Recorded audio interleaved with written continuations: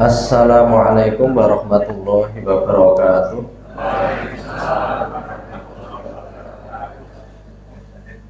Alhamdulillahirabbil alamin. Alhamdulillahilladzi arsala rasulahu kafatan linnasi basyiran wa nadhira wa da'iyan ila dinil haqqi wa sirajan munira. Assalatu wassalamu ala nabiyyina wa uswatina wa qurrati a'yunina wa qudwatina Muhammadin sallallahu alaihi wasallam wa ala alihi wa ashabihi wa man tabi'ahu bi ihsan ila yaumid dawam.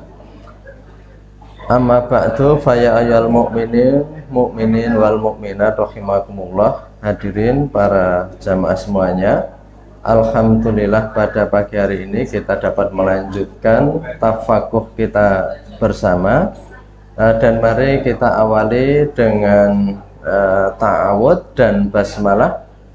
A'udzu billahi minasyaitonir rajim. Bismillahirrahmanirrahim.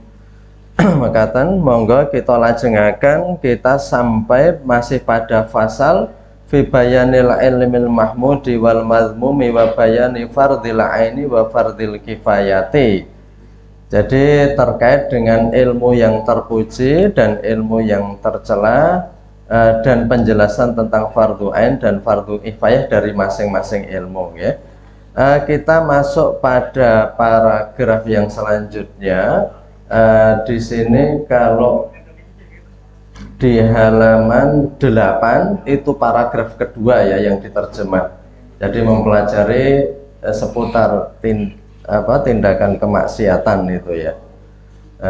Jadi di alinea yang kedua di halaman 8 ia juga diharuskan mempelajari ilmu itu.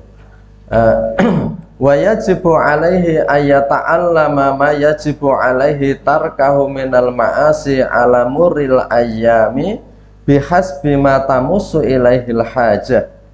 Fa in khatara bi qalbi syakkun fi mu'taqadatihi wajaba alaihi al-khawdha fi ta'allumi wa nadhri bi miqdari ma yazilu syak wa ta'allama al-ilma alladhi bihin najata minal muhlikati wal fawzi bid darajat wa tahsilhi aidan fardun alaihi wa ma wara'a dzalika minal ulumi fardu kifayatin la fardu ainin. Jadi dan wajib atas dia untuk mempelajari mayajibu alaihi tarkahu, apa yang seharusnya dia tinggalkan minal ma'asi dari berbagai kemaksiatan, alamuril ayami dari berjalannya hari-hari itu, bihasbi matamusu ilail hajah sesuai dengan kepentingannya.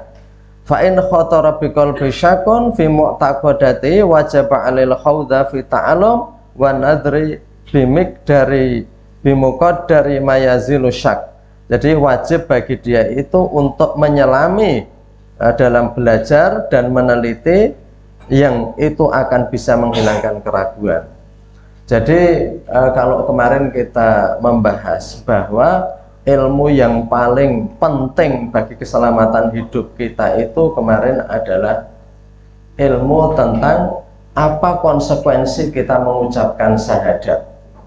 Yang orang dengan mengucapkan syahadat itu akan tahu apa yang harus dilakukannya. Jadi kemarin kita sudah membahas bahwa banyak orang-orang Arab dari pedalaman, ya, ajlail Arab, yang itu tidak paham dari apa yang diucapkannya, sehingga kalau di dalam Al-Quran kemarin sempat ada sampai ada dikatakan qolatil a'rabu amana, orang Arab merasa kami sudah beriman, tetapi dikatakan di dalam Al-Quran qul lam tu'minu, katakan kalian tuh belum beriman, kalian tuh baru Islam, ya.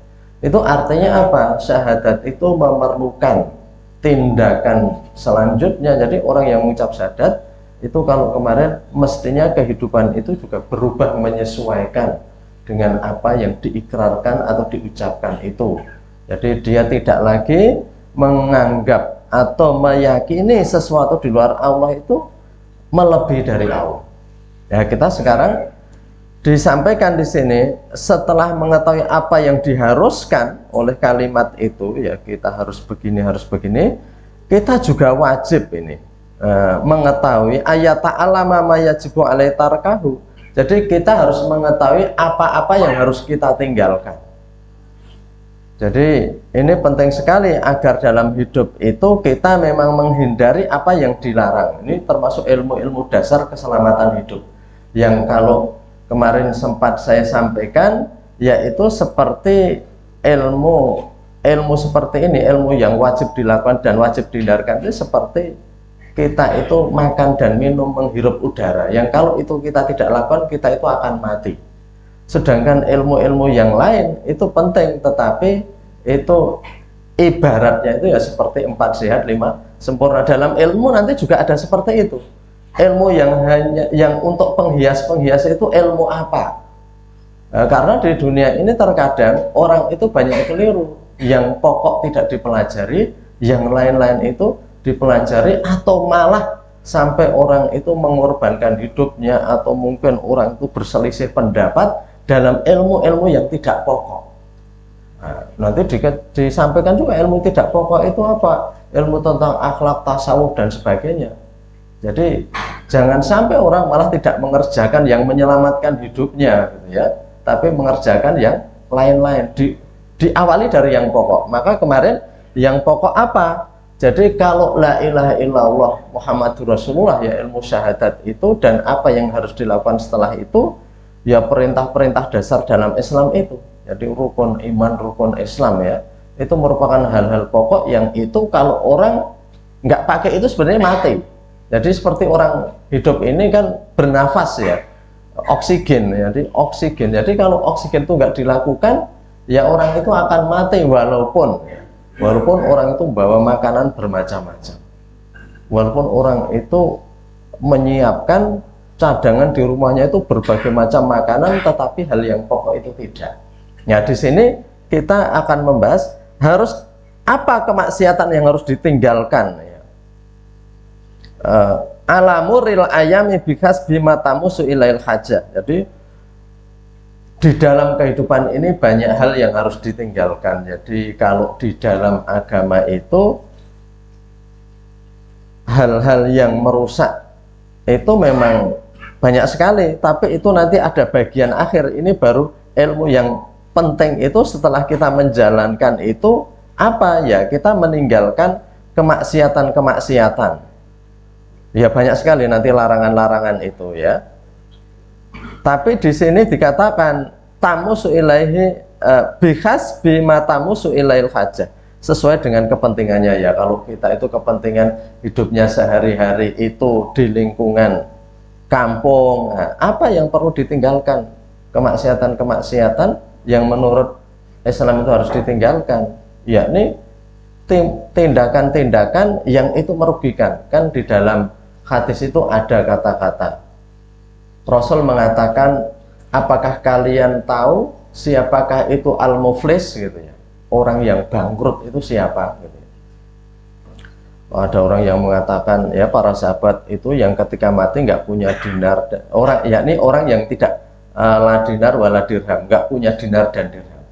Tapi Nabi mengatakan yang namanya muflis itu bukan seperti itu. Orang bangkrut itu bukan yang mati dalam keadaan miskin sekali, gitu ya.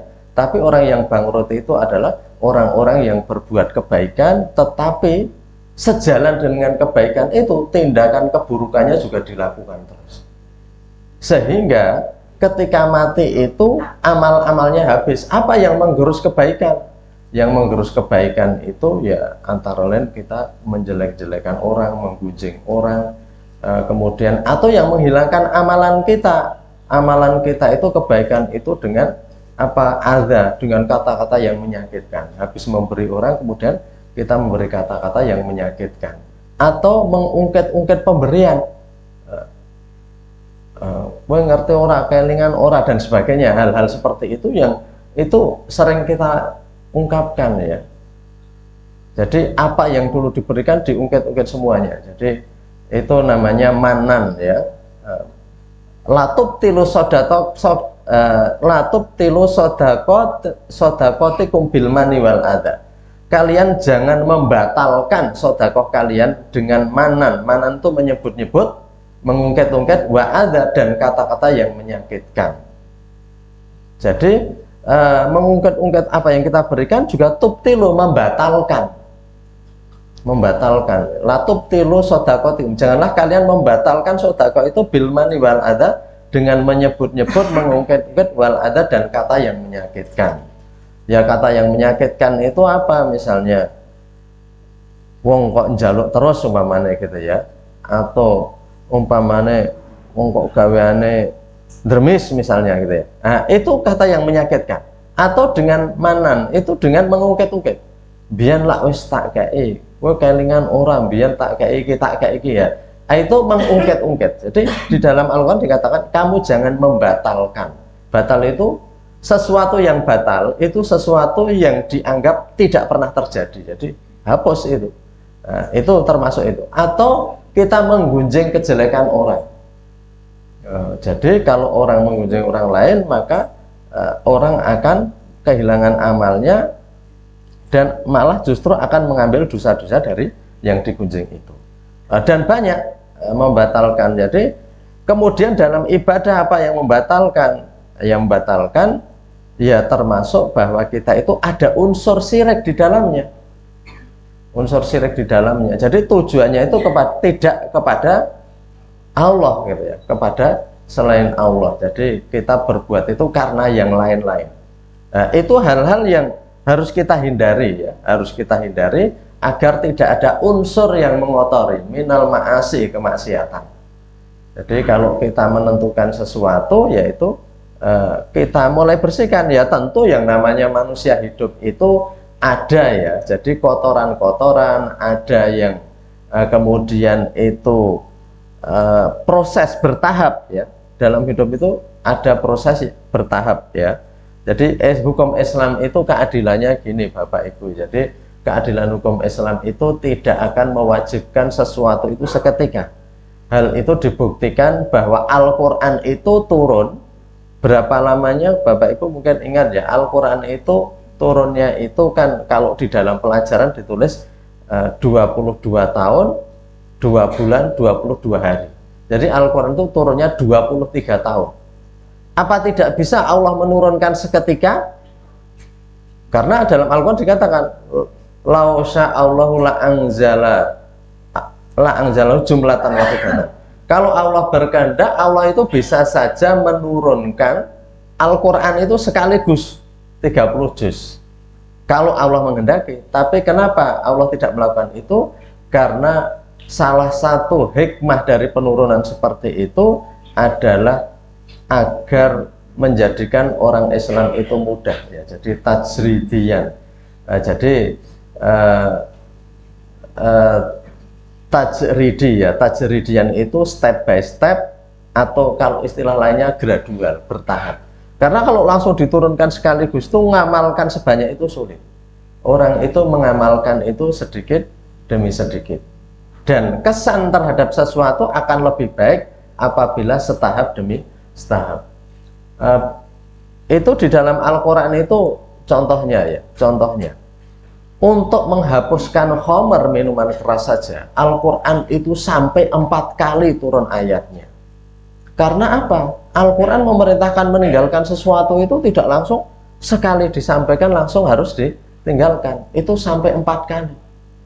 Ada dikatakan bahwa kalian biasa memerah memerah buah-buahan yang kemudian ekstraknya kamu makan gitu ya. Hanya menyebutkan gitu. Lama-lama kemudian menyebutkan di dalamnya ada manfaat dan madorot, tapi madorotnya lebih banyak dari manfaatnya, tapi belum diharamkan. Nah, madorotnya lebih banyak dari manfaatnya, itu orang masih tetap ada minum. Kemudian suatu saat ada sahabat Nabi ya, yang karena efek dari minuman keras, dari khamar itu, sehingga sholat itu dalam keadaan terpengaruh masih mabuk. Sehingga menjadi imam sholat itu membacanya harusnya dalam qul ya ayyuhal kafirun itu dibaca la a'budu ma ta'budun, menjadi apa? A'budu ma ta'budun. Ini artinya beda sekali. La a'budu ma ta'budun, saya tidak menyembah apa yang kamu sembah. Kalau hilang la, menjadi saya menyembah apa yang kamu sembah. Itu menjadi imam sholat. Nah, sahabat pada kaget, ini imamnya gimana? Ini bukan, kalau orang sini ya, kalau diantara kita mungkin itu tidak ngeh juga, kalaupun cuman kekurangan satu huruf. Mungkin malah ngerti, gue kehilangan atau enggak. Di samping artinya itu terkadang belum sepenuhnya paham, juga terkadang kita mikir nangendi, nah, sehingga ini imamnya kurang huruf, satu huruf itu kita nggak tahu. Tapi para sahabat itu kan paham, kalau hilang satu huruf saja, itu harusnya saya tidak menyembah apa yang kamu sembah, menjadi saya menyembah apa yang kamu sembah. Ini artinya sudah beda, kehilangan satu huruf la. Sehingga kemudian disampaikanlah itu pada Nabi bahwa ini ada seorang sahabat yang ngimami dan keliru itu karena masih terpengaruh khamar. Jadi itu sudah ada cercaan ya bahwa dosanya lebih banyak, madharatnya lebih banyak dari manfaatnya. Jadi kalau sekarang orang ada mengatakan, loh kenapa kok minuman keras itu masih pada diminum, ada yang mengatakan untuk menghangatkan badannya bisa hangat misalnya. Kalau orang mau menempuh resiko, dia jadi berani karena tidak begitu ingat ya. Kemudian ada yang mengatakan ya ini untuk kan pabrik minuman keras itu juga mempekerjakan orang sehingga bisa ini ibaratnya menghidupi ribuan orang pegawainya. Sakjane itu juga sudah ada alasan itu di ayat yang tahapan ketiga. Karena ayat yang tahapan ketiga itu mengatakan tadi wa itsmuhuma akbaru min naf'ihima, dan dosa keduanya itu apa? Karena nyebutnya itu khamar wal maisir ya. Itu khamar sama judi. Jadi judi itu dua-duanya itu memang ada manfaatnya. Seperti judi itu kan manfaatnya ada. Dulu Bapak Ibu ingat ya, tapi kalau yang muda-muda mungkin nggak ingat. Zamannya ada SDSB. Jangannya ada porkas, itu memang hasilnya itu juga bisa untuk bantu-bantu orang yang kena bencana atau membiayai olahraga. Jadi ketika itu ada juga ulama yang berpendapat kan itu untuk kepentingan umum walaupun lotre. Jadi sama, khamar pun orang akan beralasan begitu. Oh itu juga ada manfaatnya. Orang yang minum katanya menghangatkan tubuh, orang jadi berani. Gitu. Kemudian dikatakan wa itsmuhuma akbaru min naf'ihima, tapi madharat keburukan dosanya itu enggak apa-apa, enggak ada bandingnya kalau hanya dibandingkan dengan manfaatnya. Maka dari itu walaupun manfaatnya ada tetapi madharatnya lebih besar, itu tetap khamar itu dilarang. Dan salah satu kaidah hukum Islam itu kalau menentukan sesuatu itu jangan dicari manfaatnya dulu, tetapi dihindari madharatnya dulu. Namanya darul mafasid muqaddamun ala jalbil masoleh. Itu kaidahnya begitu. Darul mafasid muqaddamun ala jalbil masoleh, artinya menghindari yang merusakkan dan merugikan itu harus didahulukan daripada manfaat yang akan didapat. Karena tadi namanya judi, minuman keras, bahkan maaf ya, yang namanya prostitusi, itu semua kalau dicari untungnya ada untungnya. Tapi dalam Islam kalau mau menentukan sesuatu jangan mengingat apa yang jadi keuntungan, tapi yang perlu diingat dulu adalah madharatnya. Karena kalau dicari untungnya semua itu untung, semua itu untung. Jadi bahkan orang menghajar orang lain, bocah ngantemi wong liya gitu ya, itu untung, ada untungnya, melatih keberanian bocah sing gaweane ngantemi wong, memberi kekuatan, melatih keberanian, memberikan percaya diri ya, semua itu ada. Tapi Islam mengatakan wa itsmuhuma akbaru min naf'ihima. Jadi di dalam Islam dikatakan darul mafasid, menghindari yang merusakkan itu harus dipertimbangkan lebih dulu daripada yang daripada manfaat yang akan terjadi. Orang menjual bangkai, misalnya ayam wis mati, isih hangat, atau mungkin ya nah ayam terlalu kecil, mungkin wedhus atau sapi. Saya mate njur nek jaman biyen direbahke gitu ya, saya anget kok iki gek tasok gitu ya. Saya anget langsung dibelah langsung dibae. Itu memang ada manfaatnya. Ya mesake sing kepaten ya. Sehingga sing kepaten ya untuk duit, tetapi dalam Islam nggak boleh kalau melakukan sesuatu itu harus dilihat madharatnya dulu.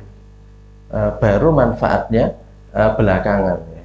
Jadi darul mafasid muqaddamun ala jalbil masoleh gitu ya. Jadi itu sama kalau didawak-dawakke perdebatan para ulama tentang rokok itu juga seperti itu. Banyak yang berpendapat ini kan pabriknya itu tetap, tapi kan ada ulama yang itu yang mengharamkan karena memang tadi darul mafasid muqaddamun ala jalbil masoleh. Jadi Bapak Ibu juga sedikit banyak preso ya alasan perdebatan itu seperti apa. Di sini tadi kita sampaikan bahwa kemaksiatan itu harus dihindari. Ini ilmu ini penting agar orang tidak kemudian bangkrut. Rumangsane kita itu punya amal yang banyak, ternyata ketika di akhirat nggak ada. Bahkan dalam Al-Quran itu ada ya. Jadi di dalam Al-Quran, A'udzubillahi minasyaitonirrajim, hal unabbiukum bil akhsarina amala, maukah kalian saya beritahu dengan orang yang paling rugi, akhsarina amala, dengan orang yang akhsarin ya, bukan hanya khosirin, khosirin itu rugi, tapi akhsarin itu orang-orang yang paling rugi amalnya. Hal unabbiukum bil akhsarina amala, maukah kalian saya beritahu orang-orang yang paling rugi amalnya. Itu Allah yang berfirman, alladzina yahsabuna annahum yuhsinuna sun'a, alladzina dhalla sa'yum fil hayati dunya wa yahsabuna annahum yuhsinuna sun'a. Yakni mereka itu orang-orang yang zalim, dhalla sa'yuhum, yang semua pekerjaannya itu sebenarnya sesat. Alladzina dhalla sa'yum fil hayati dunya, dalam kehidupan dunia mereka itu sesat. Wa yahsabuna, tapi mereka mengira annahum, bahwa mereka yuhsinuna sun'a, mereka itu sudah berbuat baik. Jadi banyak orang yang sebenarnya dhalla sa'yum fil hayati dunya, dalam kehidupan dunia itu hidupnya itu sesat, tetapi mereka itu mengira sudah berbuat baik. Maka perbuatan baik dan buruk itu kita harus mengilmui agar tidak keliru, gitu. Jadi orang mengira itu sudah berbuat baik, itulah orang-orang yang paling rugi. Ayat berapa itu kalau dicari nanti? Jadi biar dicarikan. Jadi hal unabbiukum bil akhsarina a'mala alladzina dhalla sa'yum fil hayati dunya. Jadi maukah kalian saya beritahu dengan orang yang paling rugi amalnya? Jadi orang-orang yang mengira itu berbuat baik padahal itu perbuatan jelek.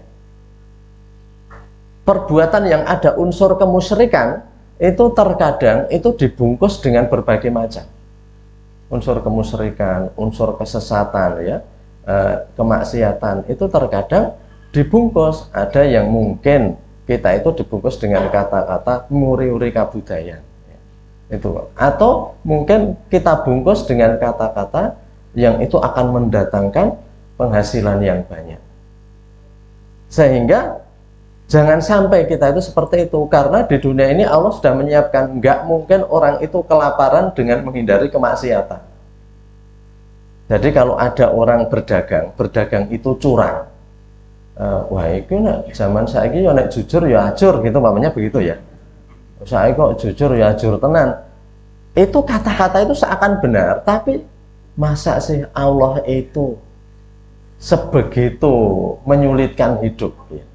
Apakah ya? Karena terbukti justru orang-orang yang jujur itu kalau sungguh-sungguh, ini mungkin jujur tapi agak pemalas gitu ya.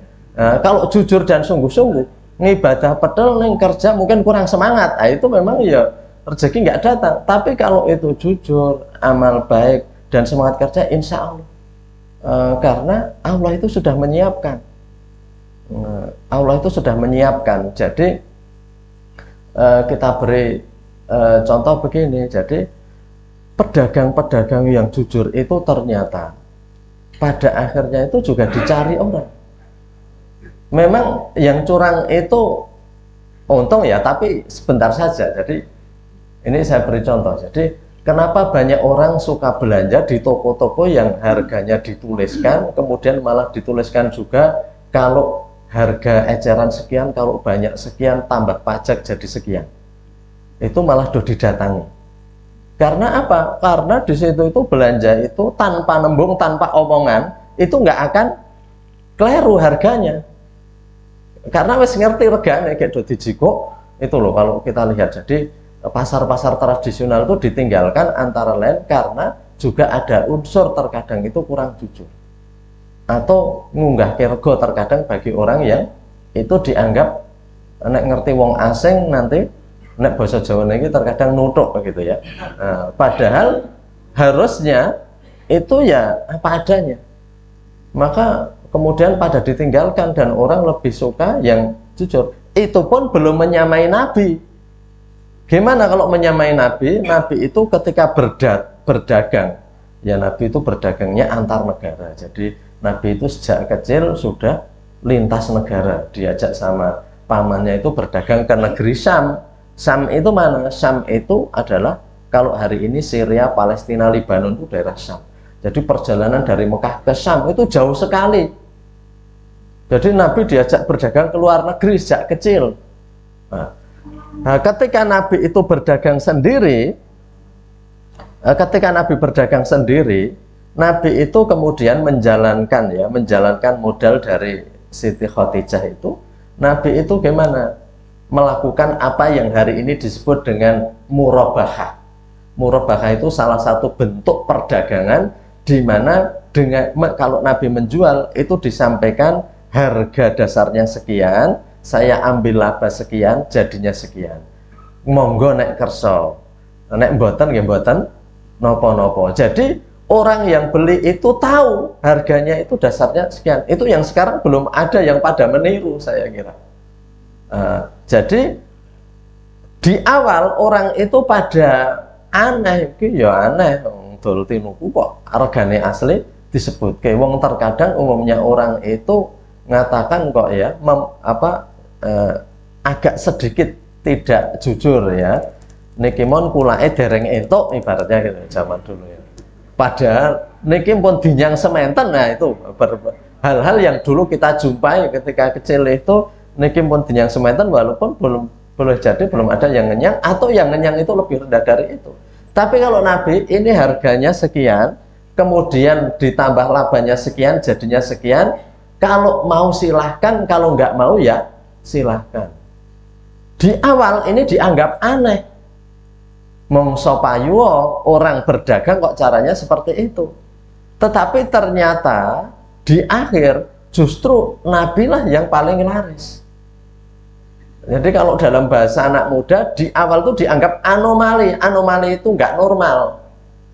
Tapi akhirnya dianggap sebagai trendsetter. Trendsetter itu apa? Justru yang membuat tren. Justru cara seperti itu. Wah, sekarang perdagangan modern mendekati apa yang dilakukan oleh Nabi.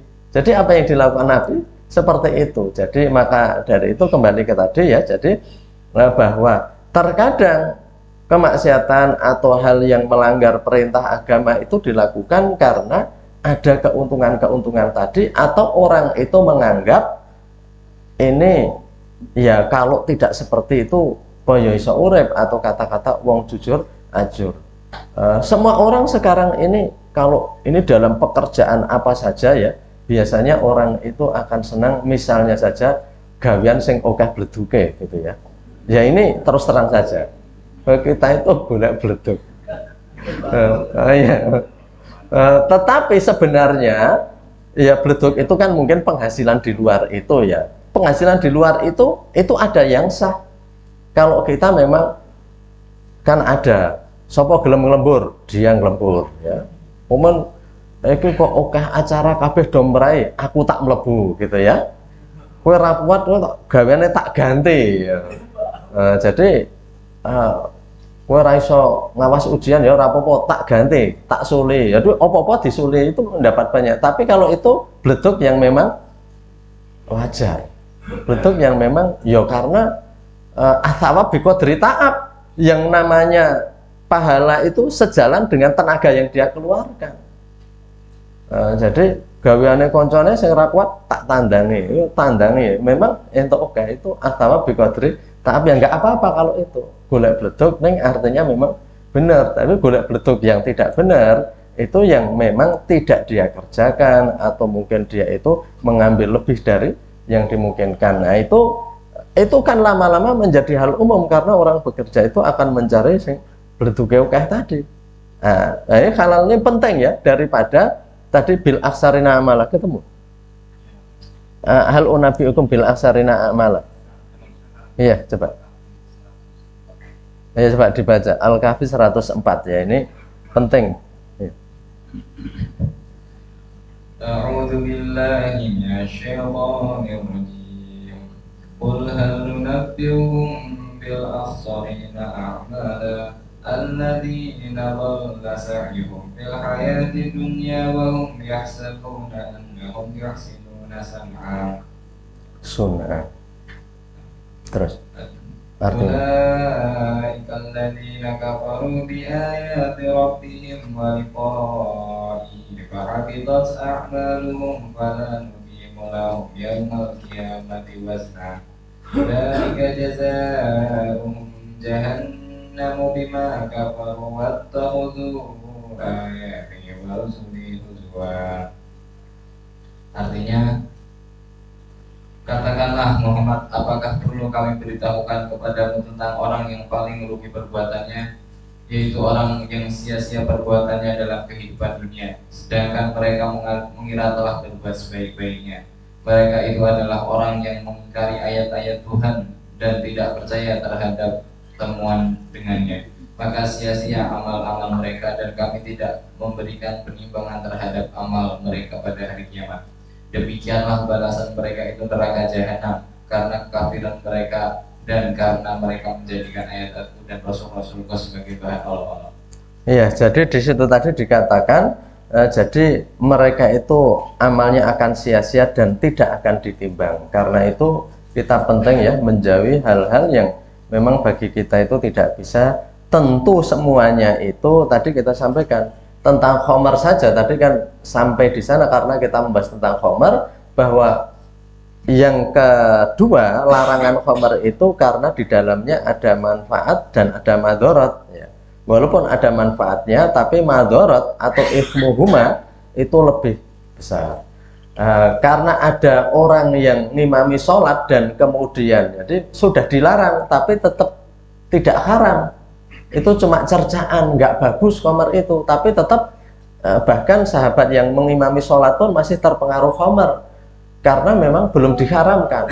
Barulah kemudian sehabis tadi keliru dalam mengimami, baru turun larangan yang ketiga, la taqrabus sholata wa antum sukara hatta ta'lamu ma taqulun. Kalian jangan sekali-kali mendekati sholat ketika kamu masih ada rasa mabuk.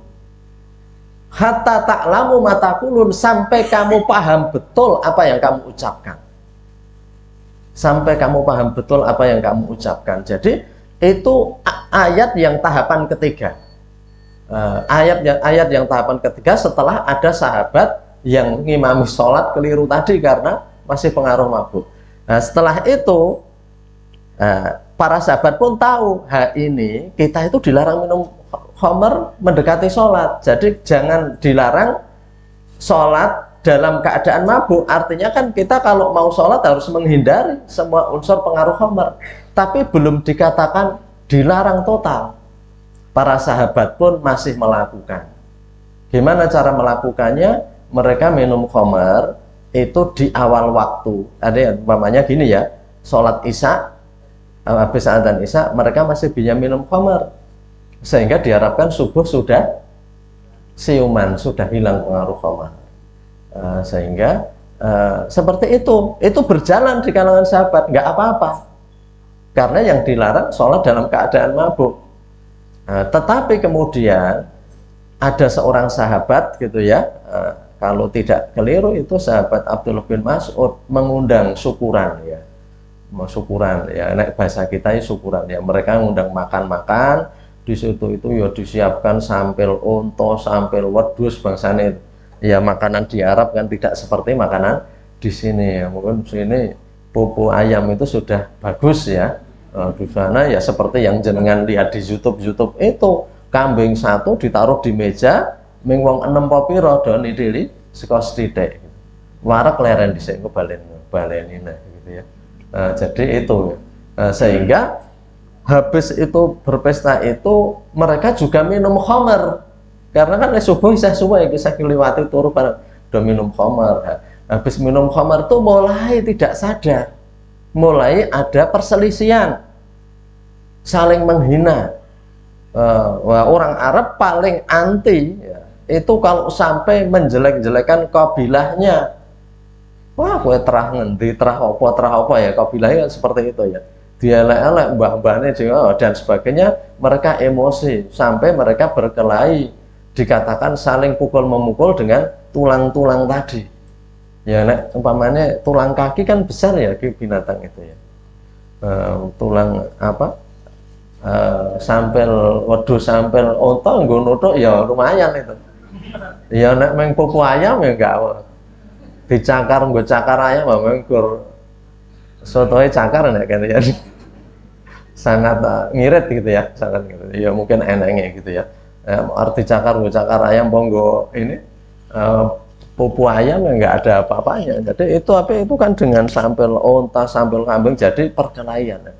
Kemudian itu peristiwa yang memalukan, para sahabat-sahabat senior pada kelahi karena pengaruh minuman keras. Langsung Al-Quran turun yang melarang.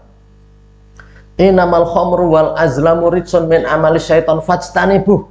Hanya saja yang namanya khamar dan judi itu tindakan keji, perbuatan setan, sudah kamu jauhi. Itu Al-Quran larangan tahap yang keempat. Larangan tahapan keempat sudah mengunci, sudah. Wes, kamu jauhi. Kamu jauhi sehingga wah luar biasanya para sahabat itu begitu ya. Begitu itu dilarang, orang-orang Arab itu, orang-orang Madinah itu ketika itu yang namanya khamar itu kan minuman kesukaan ya, bukan hanya beli di warung sak gendul rong gendul. Mereka di rumahnya itu pada punya, ibaratnya ya don duwe jeding senggo nyimpen khamar itu. Maka begitu ayat itu turun apa? Itu khamar itu pada disuntak nang latar. Wes iki serane gunane nah gitu ya. Suntak di halaman sehingga habis turunnya ayat itu dikatakan di jalan-jalan kota Madinah di halaman itu berserakan khamar-khamar karena ayatnya turun. Bedanya para sahabat dan orang sekarang begitu. Orang sekarang wes ngerti larangannya itu rane wes gitu ya. Tetapi mungkin malah ngenyang padahal Nabi sudah saya itu serai yang gitu. Tapi orang dulu begitu itu turun ayat langsung dilakukan. Suatu saat sahabat itu ditanya ya, kenapa ya para sahabat itu kok bisa seperti itu? Kalau ada larangan itu langsung pada ditinggalkan. Nah, sekarang ini kalau ditanya, saya kira nggak ada orang yang nggak tahu bahwa entah khamar, entah berbagai hal yang dilarang itu dilarang. Karena sekarang ini pengetahuan orang kan sudah disebar sedemikian mudah di mana-mana orang tahu. Jadi kalau orang menjalankan itu bukan karena tidak tahu gitu ya. Nah, ketika itu begitu itu diberitahu langsung begitu. Kenapa bisa begitu? Kunna nu'tal iman qoblal Islam. Kami ini diberi iman dulu sebelum diberi Islam. Nah, kami ini diberi iman dulu sebelum diberi Islam. Islam itu apa? Kewajiban atau apa? Amalan-amalan itu. Rukun Islam kan sholat, puasa, zakat, haji. Tapi kami diberi iman dulu, iman kepada Allah, iman kepada malaikat, kepada Rasul, kepada kitab. Iman itu ya seperti kemarin. Maka orang Arab Badui yang sudah mengucapkan syahadat, yang bilang iman dikatakan lam tu'minu, kalian tuh belum beriman, baru Islam. Nah, para sahabat yang awal-awal ini diberi iman dulu sebelum Islam, sebelum disuruh sholat, mereka sudah ditanamkan dulu keyakinan seperti itu. Sebelum ada perintah zakat, sebelum ada, sudah ditanamkan semua. Sehingga ketika turun ayat, itu sudah langsung dilaksanakan. Itu seperti ini. Orang itu diberi kecintaan dan kesetiaan dulu. Kalau sudah cinta dan setia, suruh bekerja apa saja, orang itu nggak akan keberatan. seorang wanita atau seorang laki-laki yang setia kepada istri atau suaminya, maka pekerjaan yang berat, berbagai penderitaan dalam hidup itu dilaksanakan. Tapi orang yang nggak ada kesetiaan, gitu ya, orang yang nggak ada kesetiaan, yang nggak ada kecintaan, itu berat sekali mau menjalankan. Jadi para sahabat itu sudah diberikan iman sebelum Islam. Nah, sekarang ini banyak orang sudah dijelaskan tentang Islam, tetapi keimanannya itu belum ditanamkan, sehingga aturan yang banyak itu justru semakin memperberat. Coba Bapak Ibu preso nggih cerita para mu'alaf, orang-orang non Islam yang masuk Islam itu belum tahu apa-apa, mungkin tahunya karena berdebat tentang ideologi, tentang akidah, tentang keyakinan, yang akhirnya masuk Islam. Itu mereka jalani berbagai macam. Itu lebih gigih daripada orang-orang yang mengaku Islamnya sejak lahir. Karena apa? Karena kita itu sudah diajari sholat, diajari macam-macam, terkadang lupa nggak diajari keimanannya, nggak diajari keimanannya. Padahal orang itu yang pertama adalah keimanan. Jadi kembali ke tadi ya, jadi itu agar tidak menjadi orang yang rugi atau bangkrut, maka kita hindari hal-hal yang harusnya memang kita hindari dalam hidup ini, agar kita itu tidak menjadi orang yang bangkrut tadi, yang muflis. Ya, taunya kita pahalanya banyak, taunya kita itu sudah banyak amalnya, tetapi ternyata kita itu tidak membawa apa-apa. Ini adalah orang yang dalam Allah dikatakan sangat rugi. Maka dari itu, ini salah satu gunanya kita harus mengetahui. Di sini dikatakan yajibu alaihi wa yajibu alaihi ayat ta'alama ma yajibu alaihi tarkahu minal ma'asi ala muril ayam bihasbi matamusu ilail hajah. Jadi sejalan dengan kebutuhan kita juga harus mengenali apa-apa yang dilarang. Sebagai penutup ya, sebelum nanti kalau ada tanya jawab, ada seorang sahabat yang kalau bertanya itu hal-hal yang mengerikan, yang harus dihindari. Itu namanya Hudzaifah ibnul Yaman. Hudzaifah bin Yaman itu kalau tanya tidak begini, wahai Rasulullah, kalau saya sholat begini nanti pahalanya apa? Kalau saya ini saya dapat apa? Kalau saya agar dapat surga saya menjalankan apa? Atau gini, niki amalan nopo nggih Pak sing ganjarane kathah. Tidak seperti itu. Tapi Hudzaifah bin Yaman selalu bertanya tentang keburukan-keburukan. Itu beliau ngaku sendiri. Wahai Rasulullah, orang-orang biasanya kalau bertanya tentang pahala dan tentang surga, tapi saya bertanya tentang hal-hal yang keburukan-keburukan ya. Orang-orang bertanya tentang kebaikan, saya bertanya tentang keburukan agar saya bisa menghindarinya. Itu ada sahabat yang modelnya itu begitu. Itulah kelengkapan kehidupan. Jadi artinya saya hanya mau menyampaikan bahwa yang namanya mengetahui hal-hal yang dilarang itu penting.